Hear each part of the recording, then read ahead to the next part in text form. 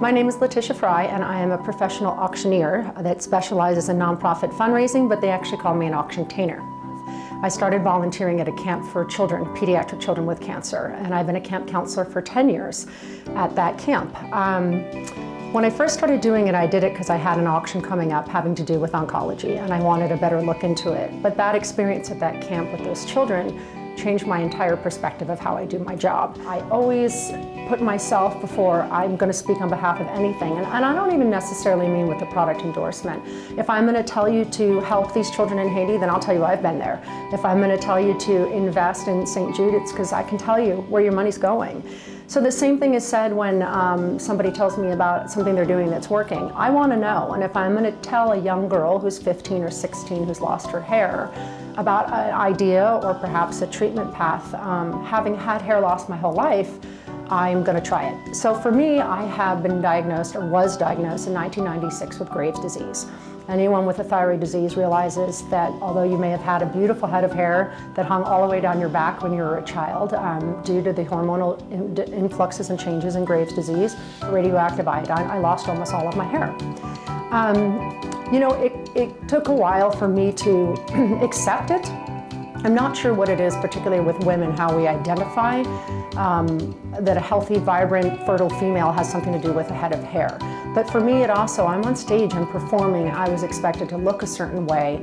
It became an enormous insecurity. So when I hear of something that could possibly help, really I wasn't in it for myself. But if I've tried all of those things and I have these young girls that I'm their counselor, and when they're dealing with hair loss, here I'm feeling rather sensitive about a thinning or loss of long hair. They have no eyebrows, they have no eyelashes, they have no body hair. Feels rather selfish on my part, but if I'm going to find something that's going to work, I'm going to go try it. At 10:45 in the morning on Thanksgiving, I stopped and saw a car who stopped. Two cars coming towards us, and I assumed that he knew that I was about to get in the crosswalk, but unfortunately he was a young man on his way to meet his girlfriend's parents for the first time and was late. And he made a judgment call to gun it while I got into the crosswalk and threw me about 15 feet up in the air into oncoming traffic, and I landed on my head and split my head open. I went to a level 1 trauma unit, and I had staples. Well, first they shaved my head, from what I can recall. Everything is kind of fuzzy from that point on. They shaved my head, which I could care less. All that time spent worrying about your hair, you'll quickly find when your head is split open, please take it all. I had my head stapled shut, and basically thought maybe I could just go back to the rest of my life. And then realized I was gonna have to regrow my hair literally from scratch because the back of my head was bald.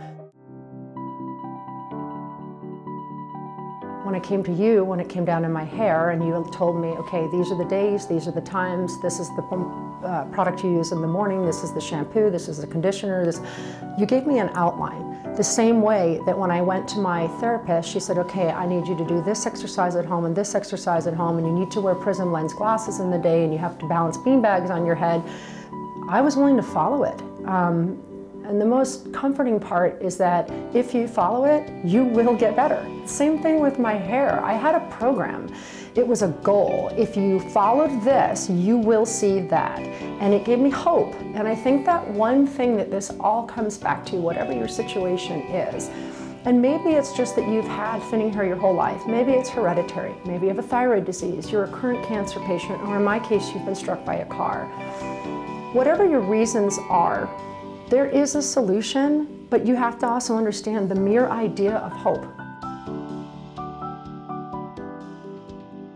So I started using the cap thinking I was doing it for, you know, I'm going to tell these girls how it works in October. I was hit by that car in November. So it was about 3.5 to 4 weeks of me following the program and really kind of not even really paying attention, not having high hopes or aspirations.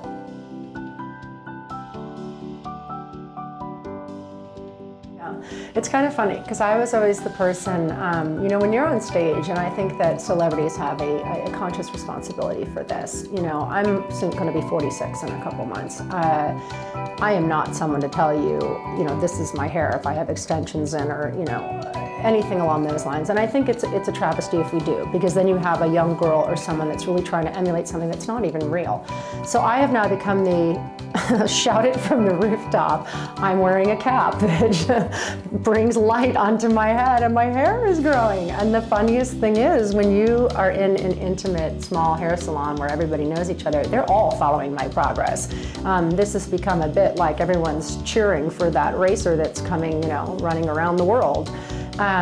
So I shout it from the rooftops now and tell anyone that will listen. And now my friends all want to know. And it's funny because they all kind of quietly watched on the sideline. And you know, when you have staples in your head and your head's been shaved, everybody tries to act like, oh no, you look great.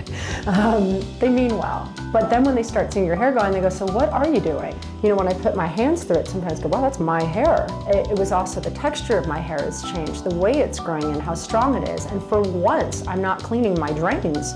My drains don't have hair in it. My hair brushes don't have hair to pull out of it. Where am I not going to share that with everyone I know? 30 minutes. I mean, if you really were to time out what it takes for you to brush your teeth, grab a cup of coffee, or have a breakfast, it's 30 minutes. If you agree to put that cap on during that time period, for me, I know that I'm gonna get 30 minutes of exercise at least 6 days a week. So that cap generally is on my head while I exercise. So I think that you have to ask yourself, do you have 30 minutes? And the answer is you do.